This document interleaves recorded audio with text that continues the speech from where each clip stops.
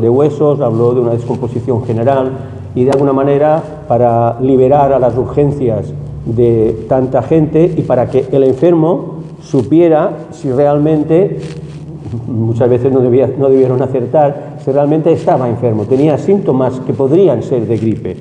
De alguna manera, este pasaje de Juan, del apóstol Juan, nos muestra y nos habla de los síntomas que tiene que tener el cristiano, el Hijo de Dios, los hijos de Dios, hijos e hijas de Dios. Si tenemos estos síntomas, podemos ver cómo está nuestro nivel de amor al Señor, nuestro nivel de obediencia, nuestro nivel de la relación con el Espíritu, del conocimiento del Señor. Juan escribe esta carta, como se ha comentado en predicaciones anteriores, cuando ya tenía más de 90 años. Podemos decir que ya había nietos de los primeros creyentes, ¿no? Era un ambiente en el que el evangelio, el cristianismo, se había extendido en muchos lugares del mundo conocido, podemos decir, ¿no? Y además el cristianismo crecía en medio de una cultura helenista, porque era la cultura que influía en todo. La cultura predominante era la helénica. Los griegos eran los que, aunque hubiera lo militar y lo político era romano, la cultura era griega, que influía en todas las áreas, en las artes, en la ciencia, en la filosofía, en todo, ¿no?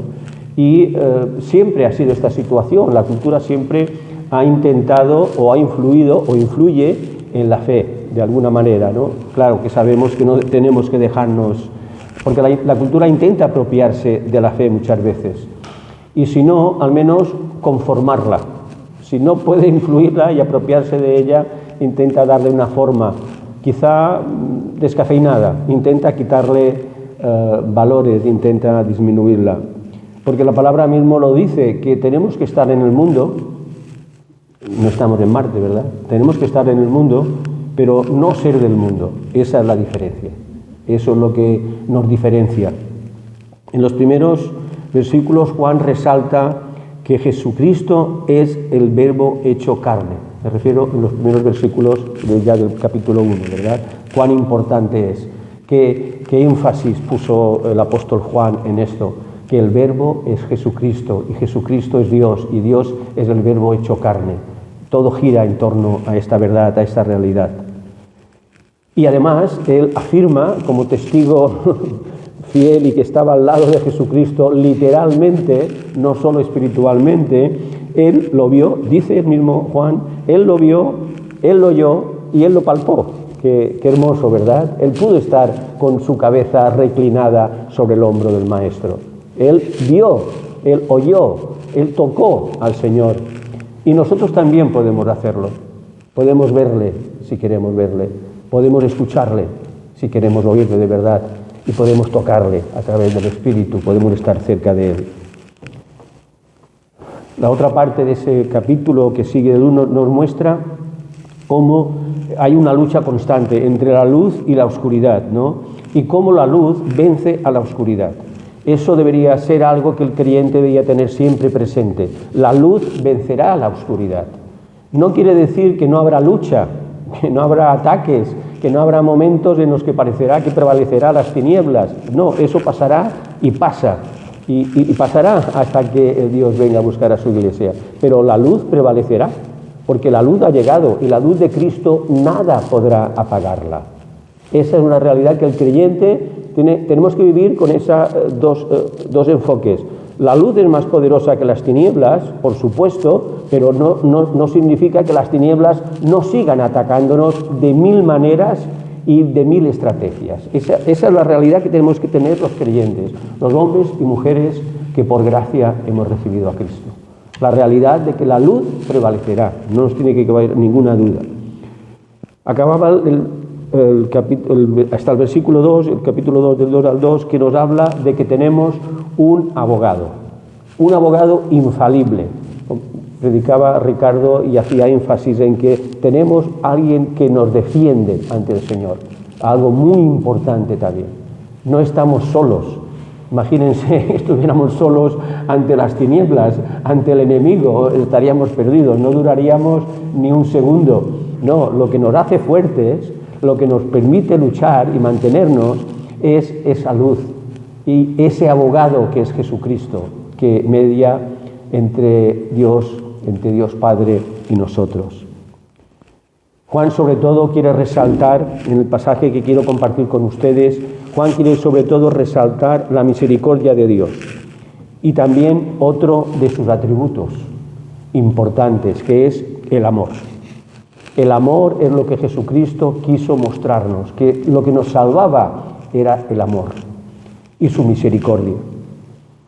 Y que amar a Dios es conocerle. Yo no puedo decir que amo a Dios si no lo conozco, si no le busco. Es una contradicción.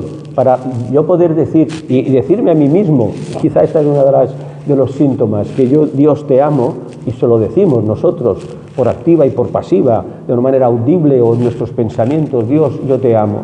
Pero para poder decir eso en convicción, tengo que realmente conocerle más. Y es un proceso.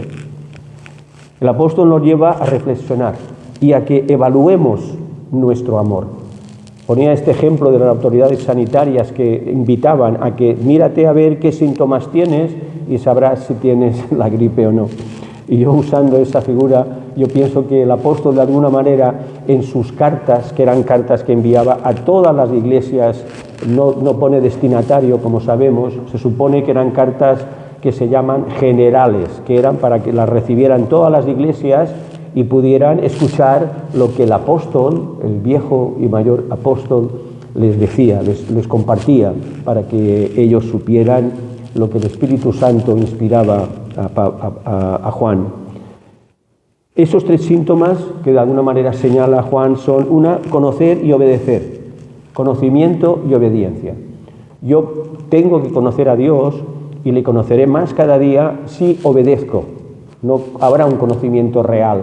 De alguna manera, el conocimiento lo mide mi obediencia. Cuanto más obedezco, más voy conociendo a Dios, más voy profundizando en el conocimiento del Dios Padre y el Dios Hijo. Conocer también el mandamiento del amor, algo que los creyentes tenemos que tener muy presente, el mandamiento del amor. Y es lo que Juan quiso resaltar más, que todo gira en torno al amor. Ciertamente al conocimiento y la obediencia, pero si no revestimos todo eso del amor, es algo pobre, que no crece, que no profundiza. Y también la apuesta, en el tercer síntoma, la luz opuesta a la oscuridad. Eso puede ser un síntoma que nosotros mismos nos examinemos. Yo me opongo a la oscuridad con lo que Dios me da, con las armas que el Señor me da. Conocimiento y obediencia van unidos. En la medida que vamos creciendo en el Señor y vamos madurando como creyentes, como hombres y mujeres, nos damos cuenta que todo lo que nos sucede en la vida es proporcional un poco lo menos bueno o lo malo a nuestra falta de obediencia. Va relacionado. Cuanto menos obedezco, más dificultades tengo en cualquier área de la vida, la que sea. Va unida, conocimiento va unido a obediencia. Dice la palabra, y en esto sabemos que nosotros le conocemos, si guardamos sus mandamientos. Juan, en estos versículos y en todas sus cartas, aunque tenga un tono muy amable, muy suave, que muestra su amor, es muy profundo y muy serio, porque nos resalta y nos detalla cosas que nosotros es bueno que las tengamos presentes siempre y que reflexionemos sobre si amamos realmente, obedecemos realmente y conocemos al Señor. El tener a Dios, esta relación con Dios debe ser nuestro principal objetivo, debe ser nuestro anhelo, el conocer a Dios más cada día. Y esto es un proceso que nunca se acaba, hermanos, nunca lo acabaremos. Por muchos años que tengamos, iremos creciendo y tendremos los años que Dios quiera que tengamos, los que sean, Dios decidirá. Pero sí que es importante que cada año que hagamos nos demos cuenta que busco más al Señor, que obedezco más al Señor, porque le quiero conocer más y solamente hay ese camino, ese conocimiento. Debe ser nuestro principal anhelo, el conocer más al Señor y obedecerle. Conocer a Dios es experimentar el amor de Cristo y devolver ese amor en obediencia. Y hoy, en la medida que lo hacemos de una manera, aunque no sea consciente, cuando yo experimento el amor de Dios ante quizá mis errores, cuando me equivoco, cuando no he mostrado el amor que debería mostrar a aquellos que tengo que mostrarles, que son todos, no hay excepciones. Entonces, cuando yo experimento este amor, es cuando yo le quiero obedecer más, quiero conocerle más.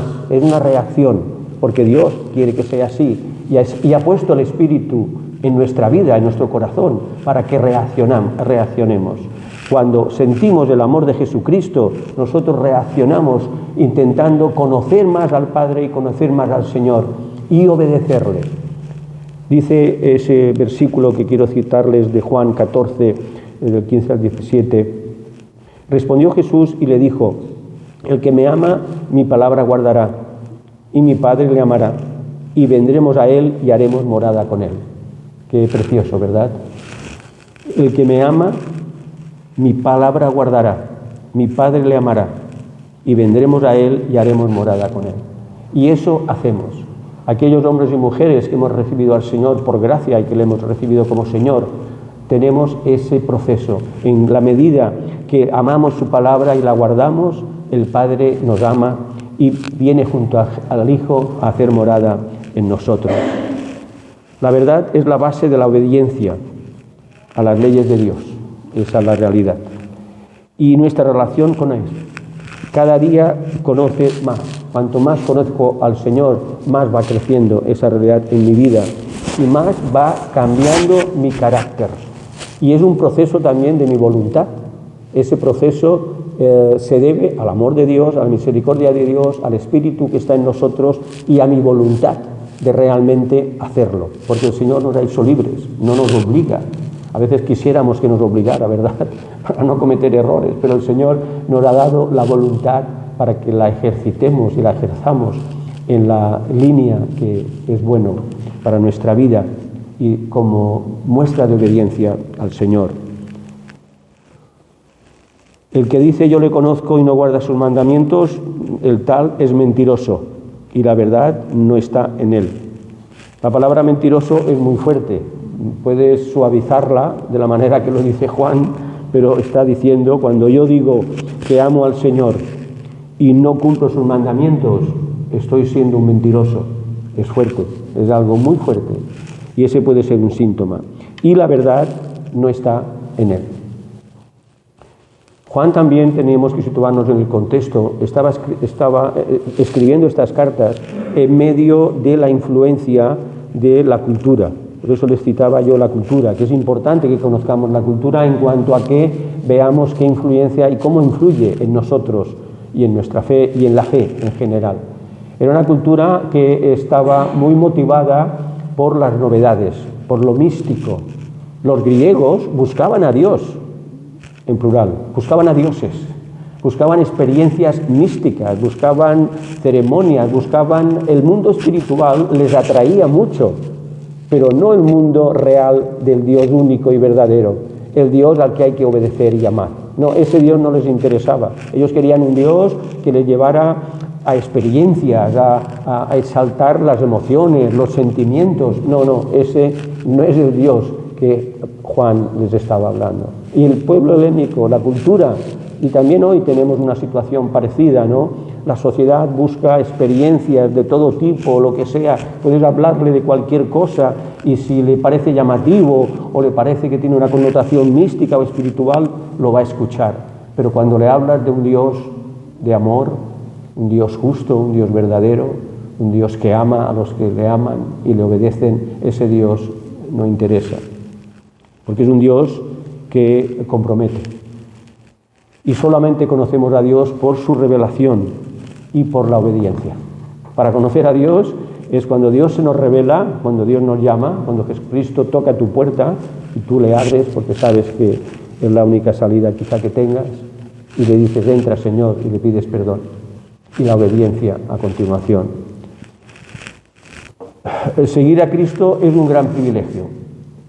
Cuando el Señor nos toca y nos llama, aunque haya quizá periodos difíciles, cada uno tiene una experiencia en su llegada al Señor, en la medida que vamos madurando y creciendo, nos damos cuenta del privilegio que es que el Señor nos haya tocado a nosotros, que el Señor nos haya considerado dignos de ser perdonados, no por ningún mérito nuestro, sino por resultado de su amor y de su misericordia. El seguir a Cristo es un gran privilegio, pero la realidad, lo dice el versículo 5, pero el que guarda su palabra en este verdaderamente, el que guarda su palabra en vosotros hermanos, en un servidor, verdaderamente el amor de Dios se ha perfeccionado. Ese perfeccionado implica que yo adquiero un compromiso y ese compromiso me va transformando. Ese perfeccionamiento es la transformación, se refiere el versículo, a la transformación que produce en mí esa verdad y el espíritu que me lleva a la obediencia y al amor. Y imprime carácter. Ese conocimiento, ese espíritu en nosotros nos va transformando, ha perfeccionado, lo dice el versículo, el amor de Dios se ha perfeccionado. Se ha perfeccionado en el sentido de que es un proceso, no es una obra acabada. No recibo el Espíritu, recibo al Señor, su perdón, y ya está, todo regular. No funciona así. Sabemos que no funciona así. Sabemos que es un proceso continuo y que no cesa. Porque es algo que va creciendo en nosotros y es algo que tenemos que ir perfeccionando, puliendo, transformándonos. Por eso decía que imprime carácter en nuestra vida, nos transforma a un ritmo, a otro ritmo. Eso cada vida y cada experiencia. Les hablaba también de 3 síntomas. El otro es el mandamiento del amor. Entender esto, no solamente intelectualmente, sino espiritualmente. Entender que el mandamiento del amor no es una opción, que yo amo si me cae bien, si me es simpático, si es de mi equipo de fútbol, si es de cualquier cosa que a mí me agrade, por lo que sea, no. El mandamiento del amor va más allá de cualquier apreciación o limitación humana. Es algo que es un mandamiento. Un mandamiento es un mandato, es una orden. Cristo nos pide que amemos a todos, sin distinción. Versículo 6, muy corto, pero también muy profundo. El que dice que permanece en Él, ¿verdad? Todos decimos, y lo decimos sinceramente, que permanecemos en Cristo. ¿Tú permaneces en Cristo, hermano? No digo que no tengas luchas ni situaciones, no. Permanecemos en Cristo cuando le tenemos a Él como Señor de nuestra vida. Pero dice, el que permanece en Él debe andar como Él anduvo. No es solo decir yo soy cristiano, es un privilegio poder decirlo, pero va más allá. Ando como andó Jesucristo. Ahí es cuando empezamos a reflexionar. ¿Yo realmente ando como anduvo Jesucristo? Es lo que estaba diciendo Juan a los que leían la carta. Y algunos se debía decir, eso lo dice por mí. Y pienso yo que a veces cuando leemos esas cartas, esos versículos, algunos podemos pensar, eso lo dice por mí. Tiene que andar como Él anduvo. En definitiva, saber acerca de Jesús no es solamente conocerle, su figura histórica y quién es. Saber acerca de Jesús realmente es andar como Él anduvo. Conocer su doctrina, por decirlo de alguna manera. Y dirán, ¿y cuál es su doctrina? La muestra claramente. O su enseñanza. El amor. Es la enseñanza, nos enseña sobre el amor. Es lo que más énfasis puso nuestro Señor Jesucristo y lo demostró, el amor. También la gracia. Para empezar, somos salvos por gracia, no por ningún mérito. La salvación a la que nos lleva esta gracia. Somos salvos por la gracia de nuestro Señor Jesucristo. Que el reino se acercó, es también una realidad. Volverá, cierto, y habrá una serie de acontecimientos también, pero el reino ya se ha acercado. El reino se acercó con nuestro Señor Jesucristo. El mandamiento de que nos muestra la realidad y la verdad de que el Espíritu está en nosotros. Cuando aceptamos a Cristo, el Espíritu viene a nuestra vida. Y ese Espíritu nos lleva a la justicia y a la santidad. Eso es lo que, ese perfeccionamiento que dice el 5, el amor de Dios se ha perfeccionado, es ese proceso, cuando eso va transformando nuestra vida y buscamos la justicia de Dios, no la del hombre, porque es imperfecta la del hombre, y la santidad. Y el caminar en el amor de Dios, el mostrar ese amor de Dios en toda su dimensión, y nos lleva también en ese camino de la búsqueda de la santidad.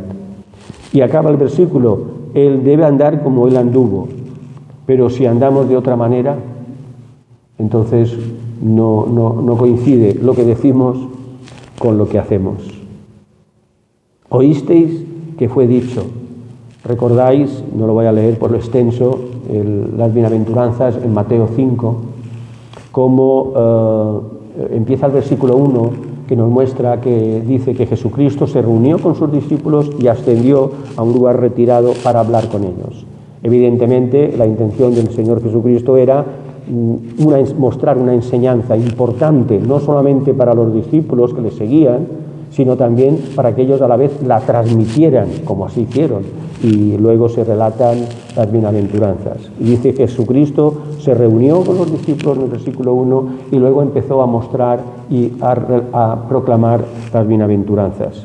Pero quiero detenerme en algunas de ellas que dice, siempre empieza y repite la frase, oísteis que fue dicho, por ejemplo, sobre el matar. Oísteis que fue dicho, no matarás. Por supuesto, Jesucristo no dijo, ahora podéis matar, no en absoluto. Oísteis que fue dicho, no matarás. Pero Él lo eleva. Pero no solo no matarás a tu hermano, a tu prójimo, sino no le ofenderás, no le insultarás, no le criticarás, porque esto es matarlo también. Cuando menospreciamos a alguien de alguna manera, lo estamos matando. Y Jesucristo dice, no solamente le matarás, no le matarás, sino que además no harás estas cosas con él. Qué enseñanza tan profunda, ¿verdad? Si realmente tuviéramos esto presente en nuestra mente, no, por desgracia no siempre lo tenemos, a veces lo pensamos, no menospreciaríamos a nuestro hermano o a nuestro semejante. Si realmente le consideráramos tan importante como nosotros y le bendijéramos en vez de maldecirle de alguna manera, y Jesucristo no, oísteis que fue dicho, pero yo os digo, y siguió diciéndolo y repitiendo, oísteis que fue dicho, no jurarás, de alguna manera dijo, no jures de ninguna manera, ni por esto ni por lo otro, simplemente al sí, sí, que tu sí sea sí y que tu no sea no.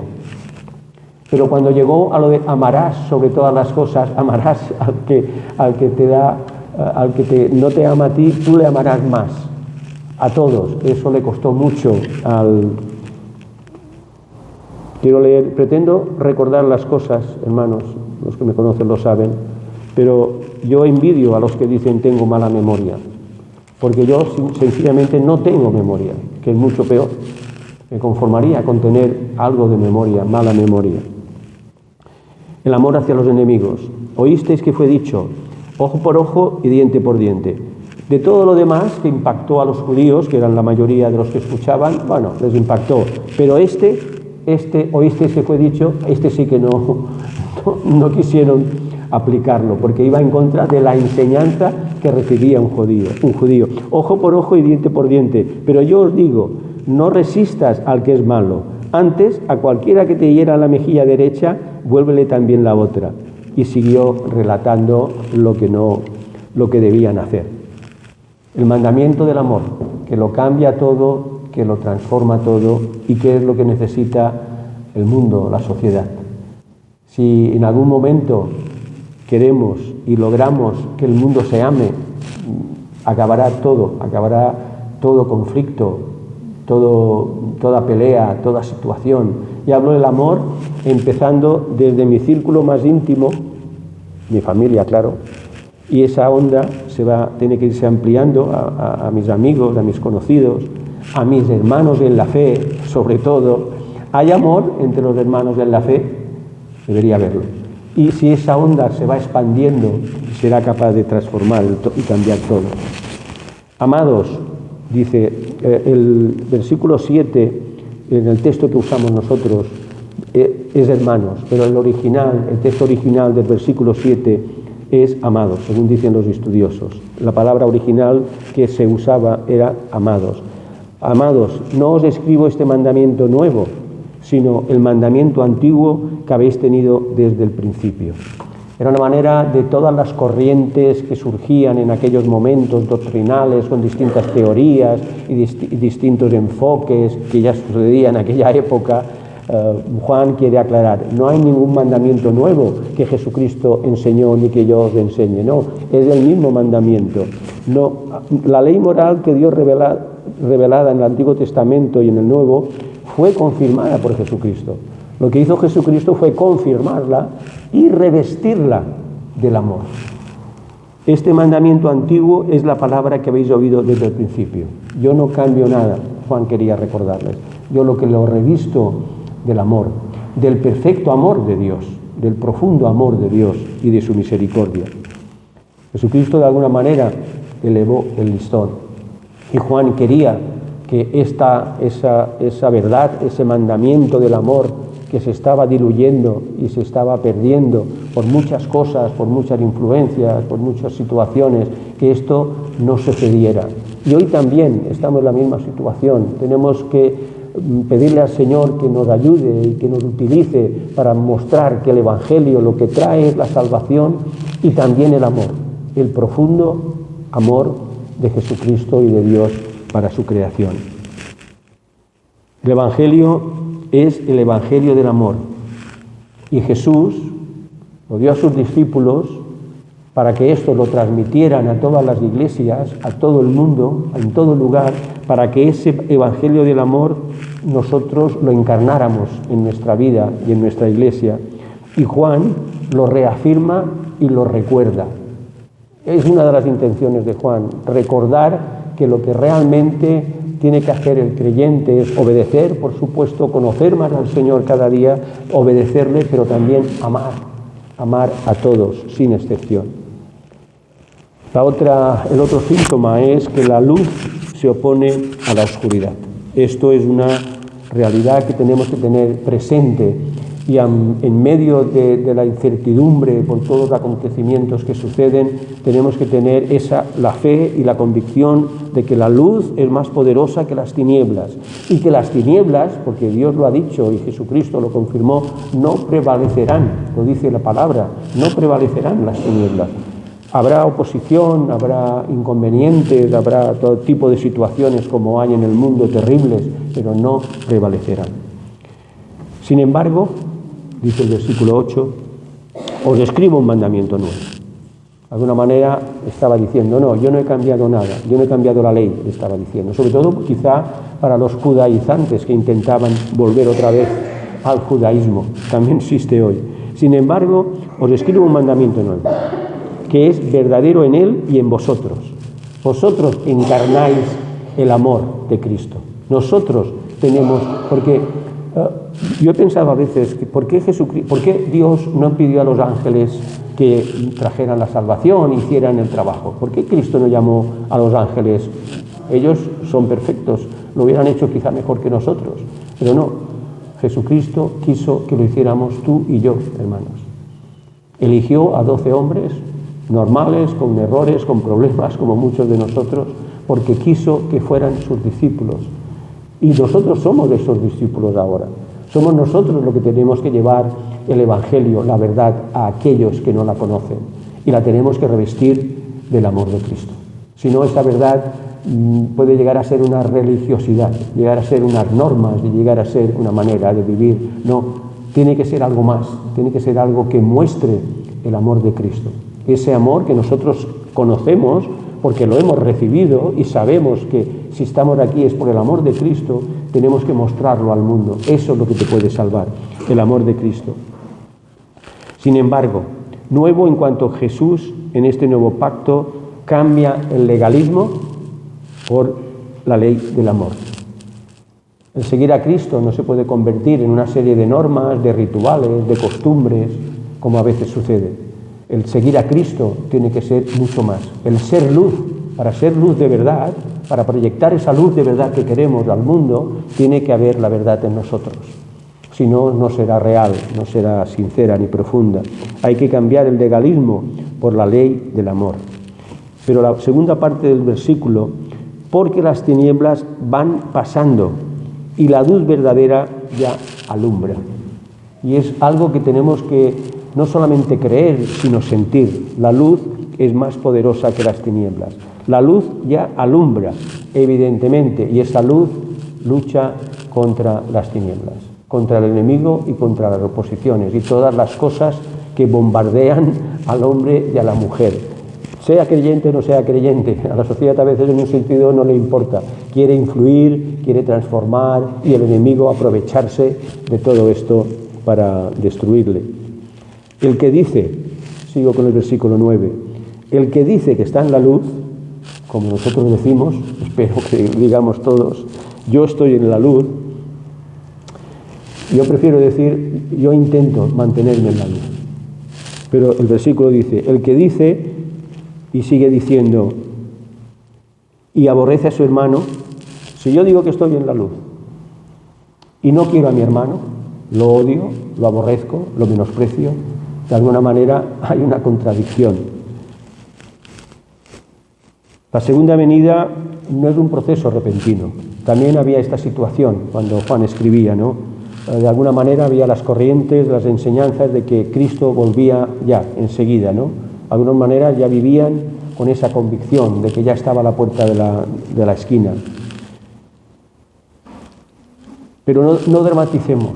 Y Juan lo que quería era quitar quizá el dramatismo y lo que algunos hacían de mostrar de que había que vivir de una manera, tenemos que vivir en un sentido como si Dios viniera mañana. Eso sí que está bien, en un sentido, ¿no?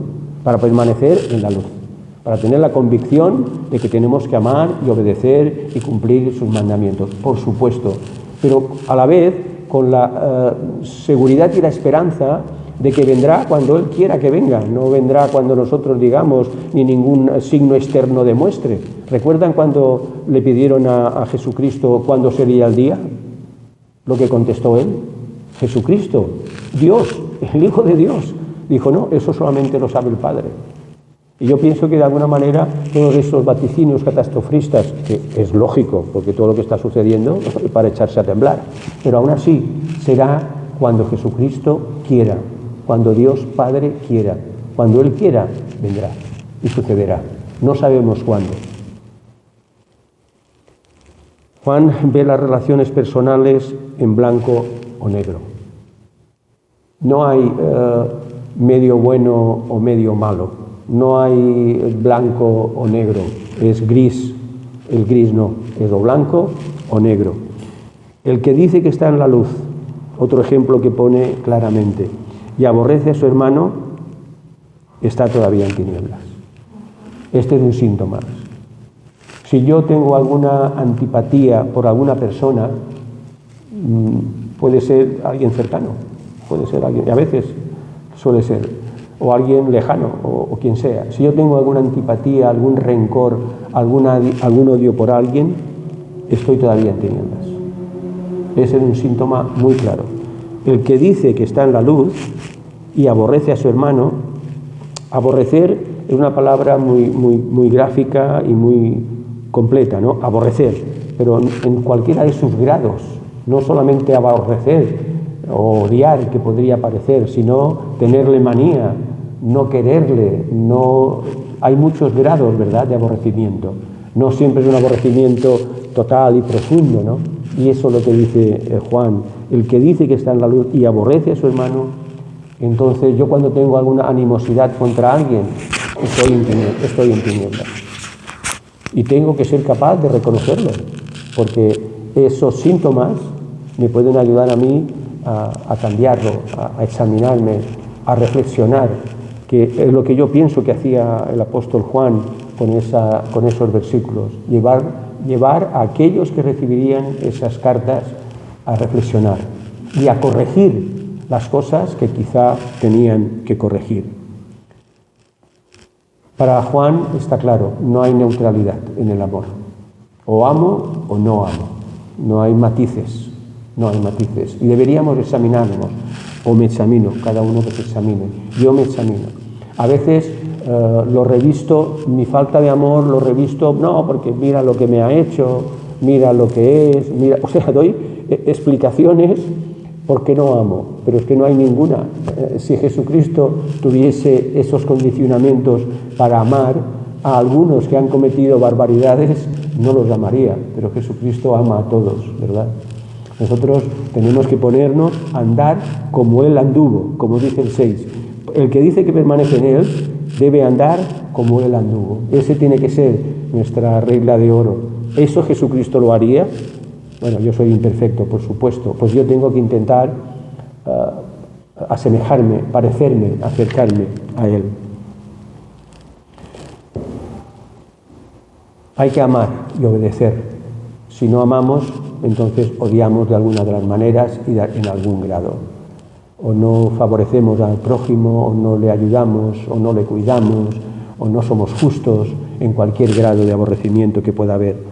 Somos capaces a veces de expresar el amor al que está lejos, ¿verdad?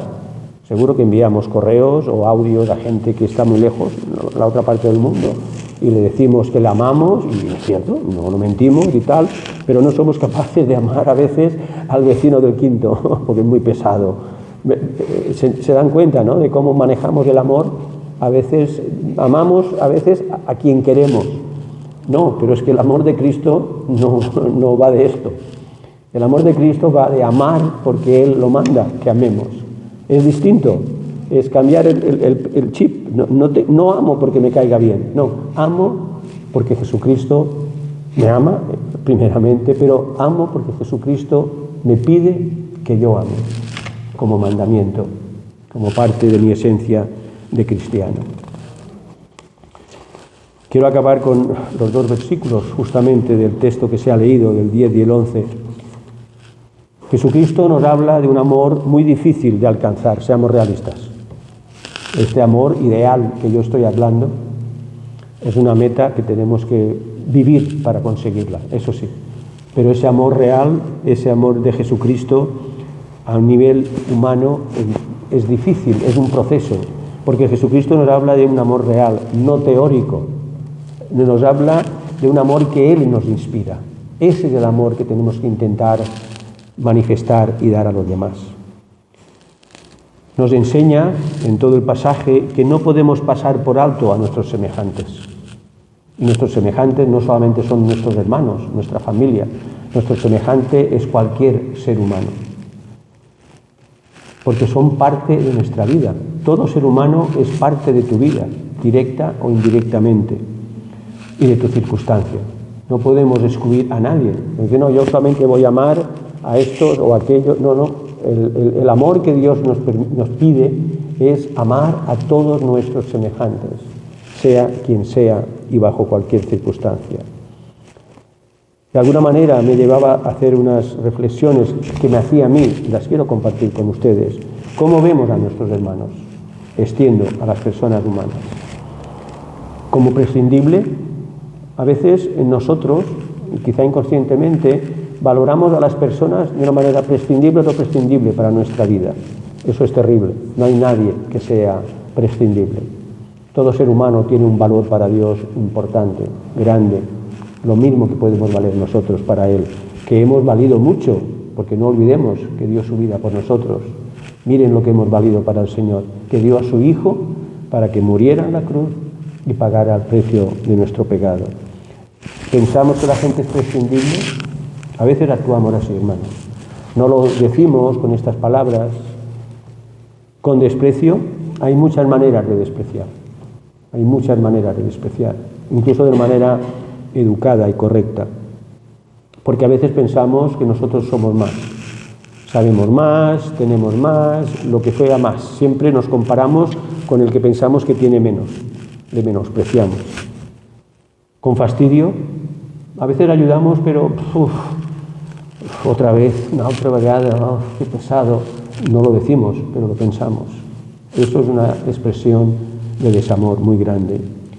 Lo ayudamos porque sabemos que tenemos que dar testimonio y que tenemos que hacerlo, pero en el fondo hay un cansancio en nosotros. Como enemigo, no, yo no miro a nadie como enemigo. Sí, mirar como enemigo es alguien que pueda competir por mis intereses. Cualquier interés que yo tenga y haya alguien que pueda competir por ese interés, yo de alguna manera lo veo como un enemigo. O lo vemos, y eso es lo que yo quiero compartir y creo que la palabra es lo que nos ha enseñado, o lo ves con los ojos de Cristo, como un igual, como un hermano. Yo me lo repito constantemente. Toda persona, todo ser humano, no quiere decir que lo haga, hermanos, pero me lo repito, todo ser humano, toda persona es igual a mí. Yo no soy más que nadie en absoluto. Quizá Dios me ha dado unas bendiciones y otras no las tengo, pero no soy más que nadie. Ningún ser humano es menos que yo. Solo el amor que tú y yo deseamos nos acerca al Señor. Solo el amor, nada más nos acercará al Señor. Si lo obedecemos, claro, le conoceremos más, sí, pero si no lo revestimos de ese amor que nos muestra Jesucristo, no nos acercaremos de verdad a Él. El amor nos acerca a Dios, y cuanto más amemos, más nos acercaremos a Dios. Y más se retroalimenta el amor de Cristo, lo sentiremos en nuestra vida. Por el contrario, cuando lo hemos sentido, y seguro que lo hemos sentido en algún momento y lo sentiremos, Dios no lo quiera, el odio nos aleja de Dios. Y muchas veces sentimos odio por el daño que nos han hecho o que nos puedan hacer. Y eso, en cierta manera, es humano. Pero tenemos que pensar en el amor de Cristo, que eso nos eleva por encima de las debilidades humanas. Aborrecer, odiar, nos sumerge en la oscuridad y además nos ciega espiritualmente, nos aleja de Dios y nos lleva al pecado. Miente. Si tú dices que estás en la luz y aborreces, estás mintiendo, nos dice Juan. La clave, hermanos, es amar a Dios sobre todas las cosas y a las personas también. Quisiera que nos levantáramos y le pediré a Pablo si puede orar, por favor, para acabar esa palabra.